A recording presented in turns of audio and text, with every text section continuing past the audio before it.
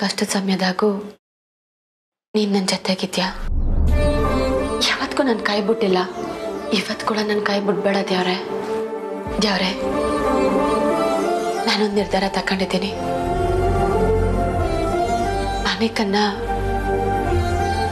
ನಾನು ಕ್ಷಮಿಸ್ಬೇಕು ಅಂತಿದ್ದೀನಿ ದೇವ್ರೆ. ಅವಳು ಎಷ್ಟೇ ತಪ್ಪು ಮಾಡಿರ್ಬೋದು, ಆದ್ರೆ ಅವಳಿಗೂ ಒಂದು ಕೊನೆ ಅವಕಾಶ ಅನ್ನೋದು ಐತೆ ಅಲ್ವಾ ದೇವ್ರೆ. ಊರ್ಮಿಳ ಚಿಕ್ಕಮ್ಮ ಬೇರೆ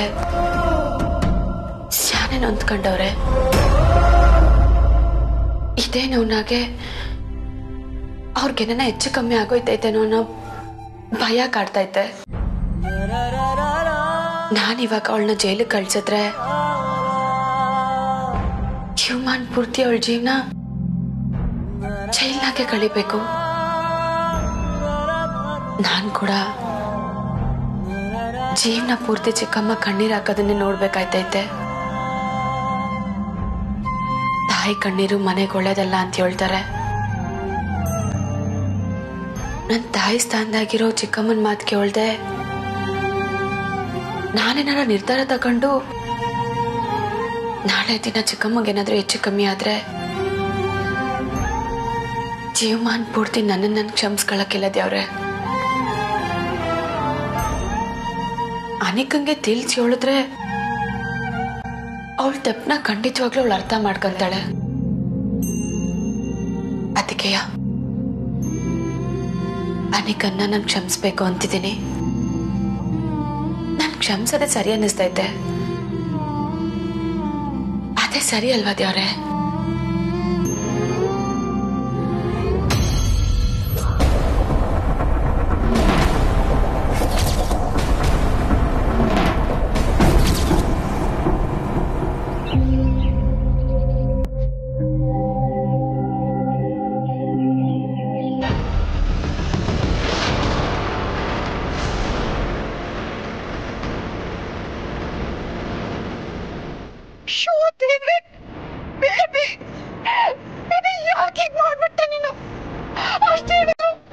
ಮತ್ತೆ ಅನಾಹುತ ಮಾಡ್ಕೊಂಡ್ಬಿಟ್ಯಾ ಬೇಬಿ? ಬೇಬಿ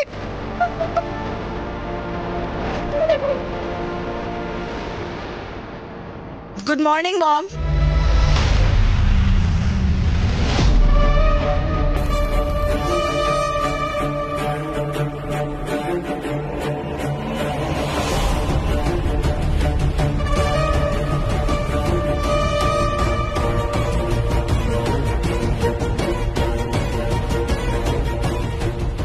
ಯಾಕೆ ಮಾಮ್, ಯಾಕೆ ಹಾಗೆ ನೋಡ್ತಾ ಇದ್ದೀರಾ? ಬೇಬಿ ನೀನಿಲ್ಲಿ ಗುಂಡಿ ಗುಂಡಿ ವಿಷಯ ಬಿಡಿ ಮಾಮ್, ತಗೊಳ್ಳಿ ಕಾಫಿ ಕುಡೀರಿ. ಬೇಬಿ ಮಾಮ್ ನಂಗೇನು ಆಗಿಲ್ಲ ನೋಡಿ, ನಾನು ಚೆನ್ನಾಗೇ ಇದ್ದೀನಿ. ನೀವು ಕಾಫಿ ಕುಡೀರಿ. ಬೇಬಿ ಬೇಬಿ ನೀನ್ ಯಾವಾಗ ಗೆದ್ದೆ? ನಾನು ಮನೆಯೆಲ್ಲ ಹುಡುಕ್ತೆ, ನೀನ್ ಇರ್ಲಿಲ್ಲ. ಕಾಫಿ ನೀನೇ ಮಾಡಿದ್ಯಾ? ಎಸ್ ಮಾಮ್, ನಾನೇ ಕಾಫಿ ಮಾಡಿದ್ದು. ಇನ್ಮೇಲೆ ಡೈಲಿ ರುಟೀನ್ ಏನೇನಿದೆಯೋ ಅದಕ್ಕೆ ಅಡ್ಜಸ್ಟ್ ಆಗಲೇಬೇಕಲ್ವಾ ಮಾಮ್. ಲೈಫಲ್ಲಿ ಡಿಸಿಪ್ಲಿನ್ ಅನ್ನೋದು ತುಂಬ ಮುಖ್ಯ ಅಂತ ನನಗೆ ಈಗ ಅರ್ಥ ಆಗ್ತಿದೆ. ಯಾಕೆ ಮಾಮ್ ನಂಬಕ್ಕಾಗ್ತಿಲ್ವಾ? ಇಲ್ಲಿವರೆಗೂ ನಾನು ಒಂದನ್ನೇ ಯೋಚನೆ ಮಾಡ್ತಿದ್ದೆ ಮಾಮ್, ನಾನು ಮಾತ್ರ ಗೆಲ್ಲಬೇಕು ಅಂತ. ಬಟ್ ಅದಾದ್ಮೇಲೆ ನಾನು ತುಂಬ ಯೋಚನೆ ಮಾಡಿದಾಗ ನಂಗೆ ಅರ್ಥ ಆಯಿತು, ನಾನು ನನ್ನ ತಪ್ಪನ್ನು ತಿದ್ಕೋಬೇಕು. ಅದು ಕೂಡ ನನ್ನ ಗೆಲುವು ಅಲ್ವಾ? ಸೊ ನನ್ನ ತಪ್ಪನ್ನೆಲ್ಲ ನಾನು ಒಪ್ಕೊಂಡು ಸರೆಂಡರ್ ಆಗಬೇಕು ಅಂತ ನಾನು ಡಿಸೈಡ್ ಮಾಡಿದ್ದೀನಿ ಮಾಮ್.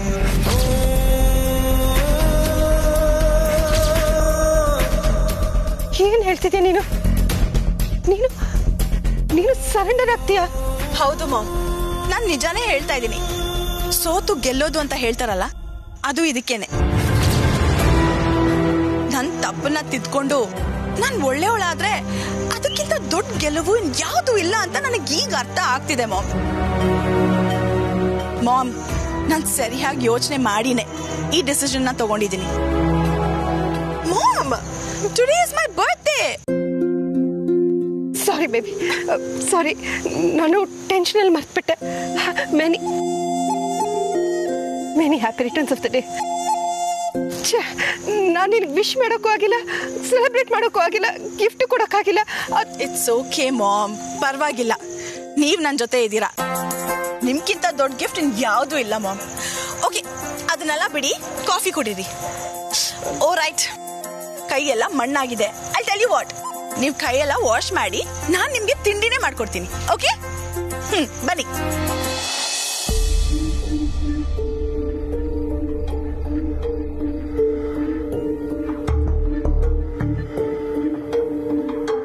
ರಮೇಶ್, ಏನ್ ಯೋಚನೆ ಮಾಡ್ತಿದ್ದೀರಾ? ಇನ್ನೇನ್ ತರ, ಮನೇಲಿ ಇರೋರಿಗೆಲ್ಲ ಒಂದೇ ಯೋಚನೆ, ಅನಿಕಾ ವಿಷಯದಲ್ಲಿ ಕಂಬ್ಲಿ ಏನ್ ನಿರ್ಧಾರ ತಗೋತಾಳೆ ಅಂತ. ಹೌದು ರಮೇಶ್, ನನಗೂ ಅದೇ ಯೋಚನೆ ಆಗ್ಬಿಟ್ಟಿದೆ. ನಿನಗೇನು ಅನ್ಸುತ್ತೆ, ಕಂಬ್ಲಿ ಏನ್ ನಿರ್ಧಾರ ತಗೋಬಹುದು?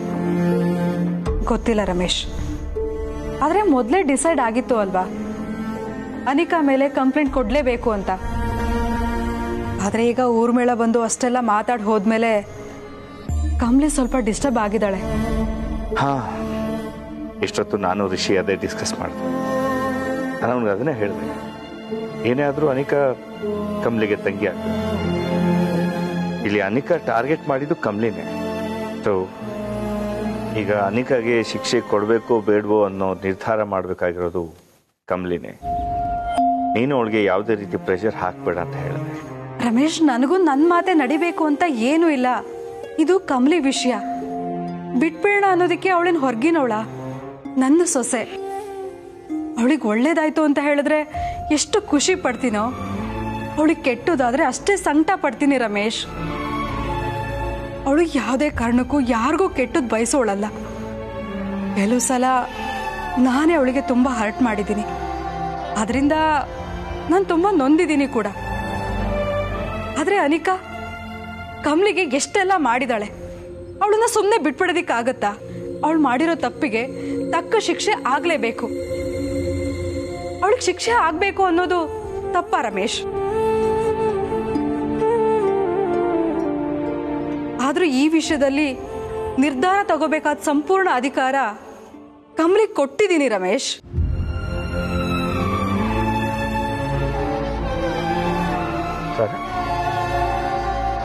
ನೀನು ನಿಜ ಹೇಳ್ತಿದೀಯ? ಹೌದು, ಯಾಕಂದ್ರೆ ಈ ಮನೆ ಮುಂದಿನ ಯಜಮಾನಿ ಆಗ್ಬೇಕಾಗಿರೋದು ಅವಳೇ ಅಲ್ವಾ?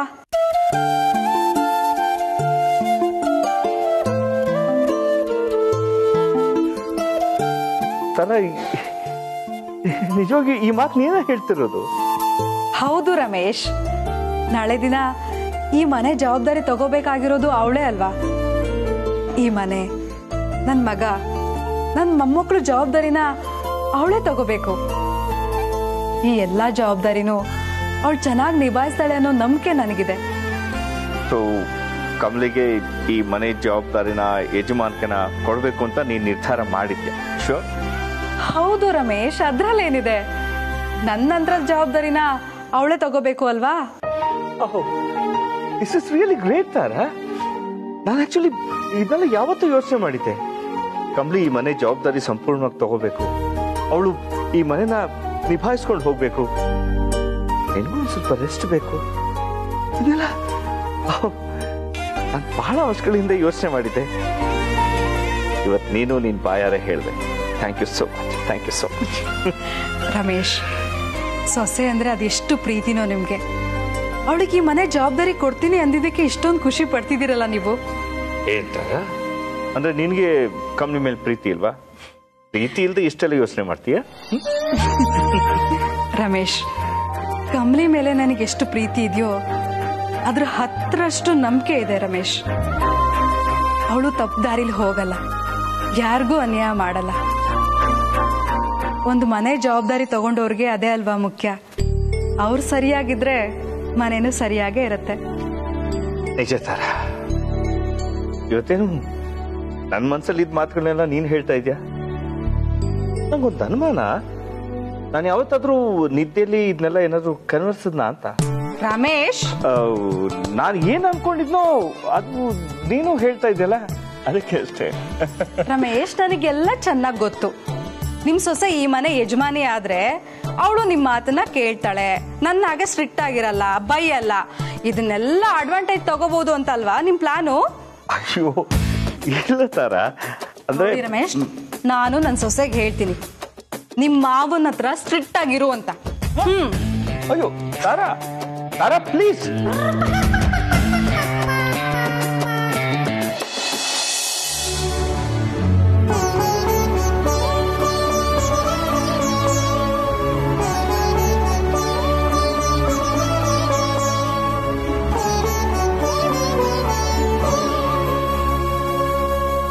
ಬೇಬಿ, ಏನ್ ಮಾಡ್ತಿದ್ಯಾ ನೀನು? ಪೊಲೀಸ್ನವರು ಎಷ್ಟೊತ್ತಿಗೆ ಬಂದು ಅರೆಸ್ಟ್ ಮಾಡ್ತಾರೋ ಅಂತ ನಾನು ಟೆನ್ಷನ್ ಇದ್ದೀನಿ. ನೀನು ಆರಾಮಾಗಿ ಪೂಜೆ ಮಾಡ್ತಿದ್ಯಲ್ಲ ಬೇಬಿ. ಮಾಮ್, ಮೊದಲು ಆರತಿ ತಗೊಳ್ಳಿ.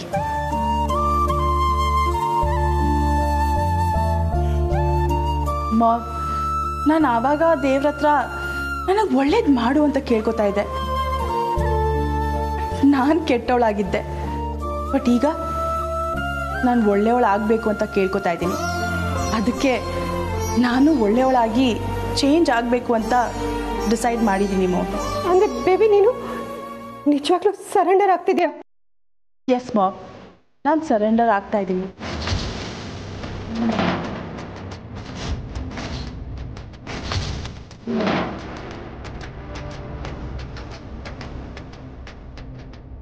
ಈ ಡಿಸಿಷನಲ್ಲಿ ಯಾವುದೇ ಚೇಂಜಸ್ ಇಲ್ಲ. 100% ನಾನು ಸರೆಂಡರ್ ಆಗಲೇಬೇಕು. ಬೇಡ ಬೇಬಿ, ನೀನು ಸರೆಂಡರ್ ಆಗೋದು ಬೇಡ. ನೀನು ನಿರ್ಧಾರನ ಬದಲಾಯಿಸು ಪ್ಲೀಸ್. ನೋ ಮಾಮ್, ಇದೇ ನನ್ನ ಫೈನಲ್ ಡಿಸಿಷನ್. ಬೇಬಿ, ಜೈಲಿಗೆ ಹೋಗೋದು ಅಂದರೆ ನೀನು ಹುಡುಗಾಟ ಅನ್ಕೊಂಡಿದ್ಯಾ? ನೀನು ಅಲ್ಲಿ ಸೊಳ್ಳೆ ತಿನ್ನೆ ಕೈಯಲ್ಲಿ ಕಚ್ಚಿಸ್ಕೊಂಡು, ನೇಟ್ ಹಿಡ್ಕೊಂಡು, ಕ್ಯೂನಲ್ಲಿ ನಿಂತ್ಕೊಂಡು, ಊಟ ಹಾಕಿಸ್ಕೊಂಡು, ಎಲ್ಲ ಒಂದು ಮೂಲೆಯಲ್ಲಿ ಮಲ್ಕೊಂಡು, ಅವ್ರು ಹೇಳಿದ ಕೆಲಸ ಎಲ್ಲ ಮಾಡಿಕೊಂಡು. ಬೇಡ ಬೇಡ. ಅಲ್ಲ ಬೇಬಿ, ನಿನ್ನ ನಾನು ಹೇಗೆ ಸಾಕಿದ್ದೀನಿ, ಈಗ ನೀನು ಅಲ್ಲಿಗೆ ಹೋಗಿರೋದ? ಬೇಡ, ನಾನು ನಿನ್ನ ಜೈಲಿಗೆ ಹೋಗೋದಕ್ಕೆ ಬಿಡೋದ. ನಿನ್ನ ನಿರ್ಧಾರನ ಬದಲಾಯಿಸ್ಕೊ. ನೋ ಮಾಮ್, ಇದೇ ನನ್ನ ಫೈನಲ್ ಡಿಸಿಷನ್. ಬೇಬಿ, ಅಲ್ಲ ಬೇಬಿ ಪ್ಲೀಸ್ ನನ್ನ ಮಾತು ಕೇಳು. ಮಾಮ್, ನನಗೆ ರಾತ್ರಿ ಎಲ್ಲ ನಿದ್ದೆನೇ ಬರ್ತಿಲ್ಲ. ಕನಸಲ್ಲಿ ತಾತ ಬರ್ತಾರೆ, ಅಂಬಿ ಬರ್ತಾಳೆ. ನಂಗೊಂಥರ ಫೋಬಿಯಾ ಆಗ್ತಿದೆ ಮಾಮ್. ನನಗೆ ಭಯದಲ್ಲೇ ಬದುಕಿದ್ರು ಸಾಯ್ತಾ ಇದ್ದೀನಿ. ನಾನೀಗ ನನ್ನ ತಪ್ಪನ್ನ ಒಪ್ಕೊಂಡು ಜೈಲಿಗೆ ಹೋದರೆ ನನ್ನ ಭಯ ಎಲ್ಲ ಹೊಟ್ಟೋಗುತ್ತೆ ಮಾಮ್. ನನ್ನ ತಪ್ಪಿಗೆ ಸರಿಯಾದ ಶಿಕ್ಷೆ ಆದರೆ ನನಗೆ ಸಮಾಧಾನ ಆಗುತ್ತೆ ಅಂತ ನನಗನ್ನಿಸ್ತಿದೆ. ಬೇಬಿ ಬೇಬಿ ಪ್ಲೀಸ್ ಪ್ಲೀಸ್ ನನ್ನ ಮಾತು ಕೇಳು. ನೀನು ನೋಡು, ನಿನಗೆ ಪಾಸ್ಪೋರ್ಟ್ ವೀಸಾ ಎಲ್ಲ ಮಾಡಿಸಿದ್ದೀನಿ. ನಾನು ಫಾರಿನ್ ಟ್ರಿಪ್ ಕಳಿಸ್ತೀನಿ. ಅಲ್ಲಿ ನೀನು ಆರಾಮಾಗಿರ್ಬೋದು. ನೋಡು, ನಿನ್ನ ಮನಸ್ಸಲ್ಲಿರೋ ಬೇಜಾರು, ಭಯ ಎಲ್ಲ ಹೊಟ್ಟೋಗುತ್ತೆ. ಮತ್ತೆ ನೀನು ನಾರ್ಮಲ್ ಆಗ್ತೀಯ.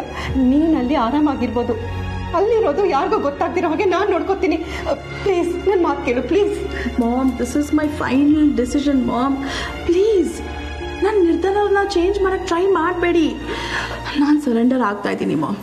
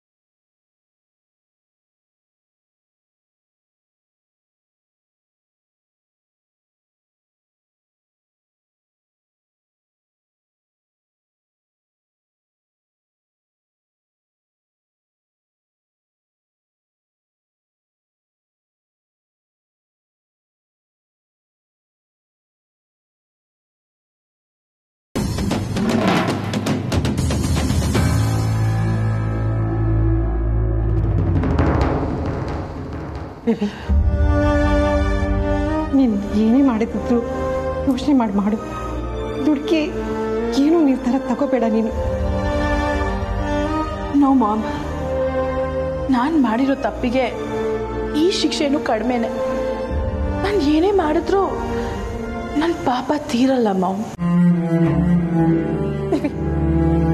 ಬೇಬಿ ನಿನ್ನನ್ನು ಈ ಸ್ಥಿತಿಲಿ ನೋಡೋಕ್ಕೆ ನನ್ನಿಂದ ಆಗ್ತಿಲ್ಲ ಬೇಬಿ, ನನ್ನಿಂದ ಆಗ್ತಿಲ್ಲ.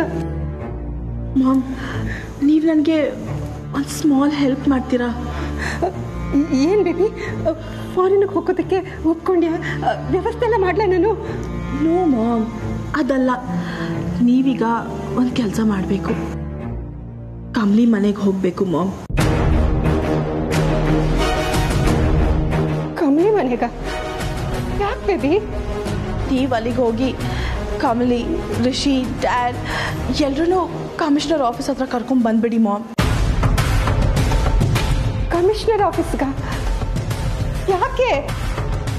ಯಾಕಂದ್ರೆ ಅಲ್ಲೇ ಎಲ್ಲರ ಮುಂದೆ ಸರೆಂಡರ್ ಆಗ್ತೀನಿ ಮಾಮ್.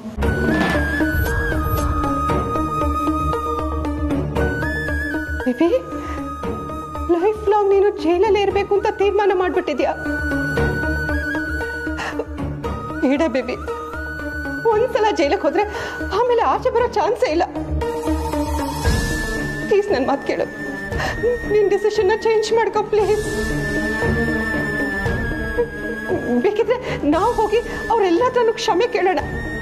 ನೀನ್ ಬದಲಾಗಿದೆಯಾ ಅಂತ ಅವ್ರಿಗೆ ಗೊತ್ತಾಗುತ್ತೆ. ಪ್ಲೀಸ್ ಬೇಬಿ, ಪ್ಲೀಸ್ ನನ್ನ ಮಾತು ಕೇಳು ಪ್ಲೀಸ್. ನೋ ಮಾಮ್, ಬೇಡ.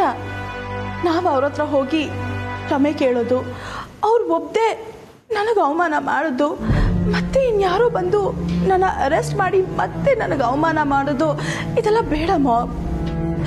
ನಾನು ಅವ್ರು ಶ್ರಮಿಸೋ ಅಷ್ಟು ಸಣ್ಣ ತಪ್ಪು ಮಾಡಿಲ್ಲ ಮಾಮ್.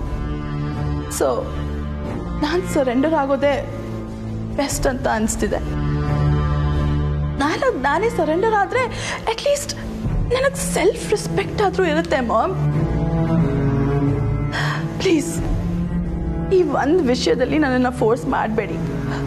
ನಾನು ನನ್ನ ಡಿಸಿಷನ್ನ ಚೇಂಜ್ ಮಾಡಲ್ಲ ಮಾಮ್. ನಾನು ಸರೆಂಡರ್ ಆಗೇ ಆಗ್ತೀನಿ.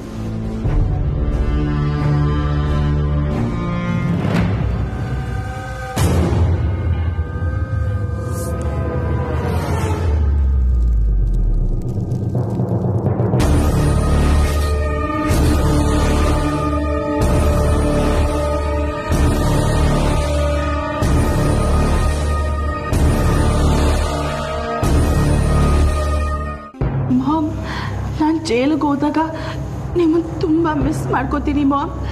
ನಾನು ಲೈಫ್ ಲಾಂಗ್ ಜೈಲಲ್ಲಿದ್ರೂ ಪರವಾಗಿಲ್ಲ, ಬಟ್ ನೀವು ನನ್ನ ಒಂಟಿ ಮಾಡಿ ಹೋಗ್ತಾ ಇದ್ದೀರಲ್ಲ. ಸಾರಿ, ನಾನು ನಿಮ್ಮನ್ನ ಒಂಟಿ ಮಾಡಿ ಹೋಗ್ತಾ ಇದ್ದೀನಲ್ಲ, ಅದು ಒಂದೇ ದುಃಖ ಇರೋದು ಮಾಮ್. ನಿಮ್ಮನ್ನು ತುಂಬ ಮಿಸ್ ಮಾಡ್ಕೋತೀನಿ ನಾನು. ಹಾಗೆಲ್ಲ ಹೇಳ್ಬೇಡ ಬೇಬಿ, ನೀನನ್ನು ಕಳ್ಕೊಳ್ಳೋದಕ್ಕೆ ನನಗೆ ಇಷ್ಟ ಇಲ್ಲ. ನನಗೂ ಅಷ್ಟೇ ಮಾಮ್, ನಿಮ್ಮನ್ನು ಕಳ್ಕೊಳ್ಳೋಕ್ಕೆ ನನಗೂ ಇಷ್ಟ ಇಲ್ಲ. ಬಟ್ ನೀವೀಗ ಅವ್ರನ್ನ ಕರ್ಕೊಂಡು ಬರೋಕ್ಕೆ ಹೋಗಲೇಬೇಕು ಮಾಮ್. ಬೇರೆ ದಾರಿನೇ ಇಲ್ಲ. ಹೋಗ್ತಿರಲ್ಲ ಮಾಮ್?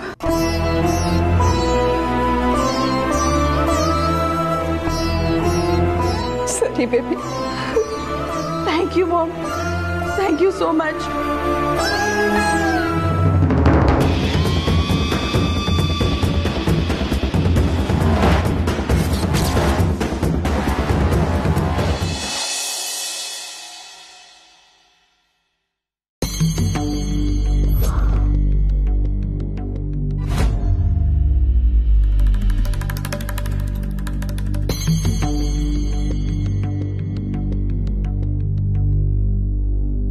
ಕಮಲಿ, ಯಾಕಮ್ಮ ಒಂಥರ ಇದೆಯಾ? ಏನಾಯ್ತು? ಏನಿಲ್ಲ ಮಾವಯ್ಯ, ಯಾಕೋ ದೀಪ ಎಷ್ಟೆಲ್ಲ ಅಂಟಿಸಿದ್ರು ಉರಿತಾನೆ ಇಲ್ಲ.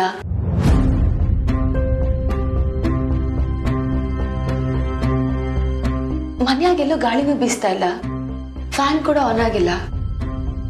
ಆದ್ರೂ ದೀಪ ಯಾಕೋ ನಿಲ್ತಾ ಇಲ್ಲ ಮಾವಯ್ಯ. ಯಾವತ್ತೂ ಹಿಂಗಾಗಿಲ್ಲ. ಇವತ್ತು ಹಿಂಗಾಯ್ತಿರೋದು ನೋಡಿದ್ರೆ ಅಪಶಕದ ಸೂಚನೆನ ಅಂತ ಭಯ ಆಯ್ತೈತೆ ಮಾವಯ್ಯ. ಯಶೋದೇವ್ರೆ, ಇದಕ್ಕೆಲ್ಲ ಯಾಕಮ್ಮ ಅಷ್ಟೊಂದು ಟೆನ್ಷನ್ ಮಾಡ್ಕೋತೀಯ? ಈಗ ಮಳೆಗಾಲ ಅಲ್ವಾ, ಹಾಗಾಗಿ ದೀಪದ ಬತ್ತಿಗೆ ಒಂಚೂರು ಥಂಡಿ ಹಿಡಿದಿರ್ಬೋದು, ಅದಕ್ಕೆ ಸರಿ ಹತ್ತಾ ಇಲ್ಲ ಅನ್ಸುತ್ತೆ. ನೀನ್ ಯಾಕೆ ತಲೆ ಕೆಡ್ಸ್ಕೋತೀಯ? ಆಮೇಲೆ ಇನ್ನೊಂದು ವಿಚಾರ, ದಯವಿಟ್ಟು ಇದನ್ನ ನಿಮ್ಮ ಮತ್ತೆ ಹೋಗಿ ಹೇಳ್ಬೇಡ, ಅವ್ರು ತುಂಬಾ ಟೆನ್ಷನ್ ಮಾಡ್ಕೊಂಡ್ಬಿಡ್ತಾರೆ. ಪ್ಲೀಸ್ ಇನ್ನೊಂದ್ಸರಿ ಟ್ರೈ ಮಾಡಮ್ಮ, ಹತ್ಕೊಳುತ್ತೆ. ಆರಾಮಾಗಿ.